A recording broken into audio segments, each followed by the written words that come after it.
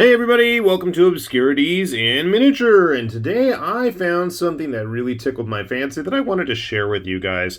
Today's models are the Horde of Torashima that come to us from Red Clay Collectibles. So you'll know I'm a sucker for any sort of samurai type model, and so the Hordes of Torashima are a bunch of samurai, or I should say Eastern looking orcs. Their armor at times is quite samurai-like. This is their ninja. And you can see quite nicely sculpted and detailed. Lots of fun stuff there. And they're good size too. They're all on 32mm bases for the most part that I'm going to be showing off. And they stand a good head or taller than your average human.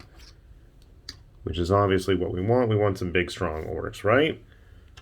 So that's the ninja model. Funny enough, I don't think I printed any of their basic grunts. I know I printed most of the heroes. Here we have the leader of the Horde. And I'm halfway tempted. I did have a little bit of a print failure there for whatever reason. His rope thing didn't print fully, but it's okay. This guy was also one of the only multi-part figures. His head was a separate piece, but you can see he has quite the elaborate getup. It's nice not seeing ramshackle, garbage-wearing orcs every now and then. Of course, like I said, I'm quite tempted to paint these up as Oni, but that's just me, and that's always how I roll. The ones that I first saw that really got my interest were what they called their Orc Bruisers. And these guys, like I said, these are my Oni types. Big, heavily armored, with those giant metal bats. Konobo, I believe. I've heard a couple other words, but that's okay. So like I said, actually funny enough, I've got the leader here on a 25mm base, so you probably could squeeze them. He's obviously on a 32. Some of them are going to need bigger bases, like this action posed one. He's on a 40. I really dig this pose.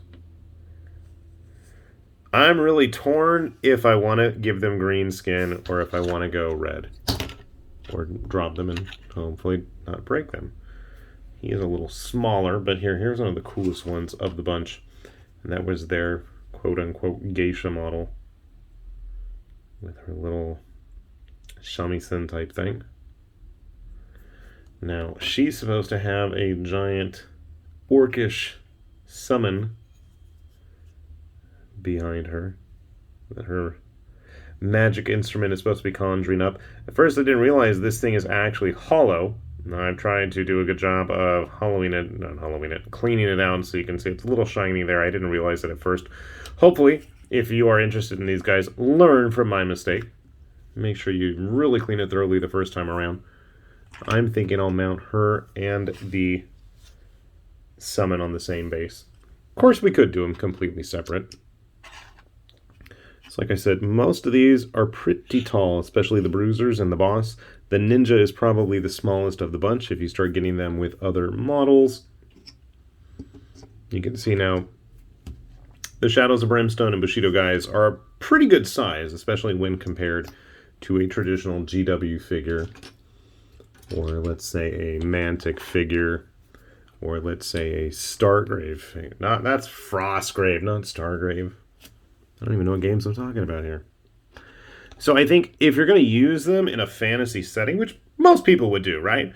I could see the size being an issue, but you know, if you want some big bad orcs, or even possibly ogres if you wanted to go that route to fight your heroes, this might be an interesting choice.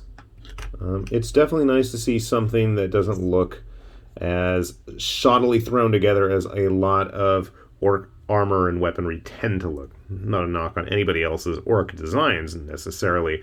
It's just I like my orcs to have a little bit more civilization. I'm not into the wild savages unless they're really, really wild and, you know, wearing rags and fighting with bones and stuff. But that's just a whole different story, and we're going to be talking like cavemen at that point, and that's, you know, another untouched area of the tabletop world a bit too often. So, I'm going to put a link down below. If you haven't ever heard of these guys, do take a look. Like I said, it's not often we see a lot of samurai orcs that are very elaborate and nicely dressed. I found that a big plus. And yes, there were quite a few other warriors, and some of the warrior types were a little bit more kung fu posed to me. They did have some archers and more traditional, swordsmen as well, but I really wanted to go with the big brutes and the hero models to give you guys a good look-see, just as a good indicator of what to expect, both in terms of size and in terms of model quality. Like I said, our friend here is the only one that was a multi-piece of the ones that I've printed so far. I was quite impressed with the level of detail, both in the Geisha and in the Ninja, and I mean, the brutes look really good too. So, something to think about and something to definitely check out if that is up your alley. With that said, this has been High Lord Tamerlane with Obscurities and Miniatures, saying thanks for watching, and we will see you back here soon. Bye-bye.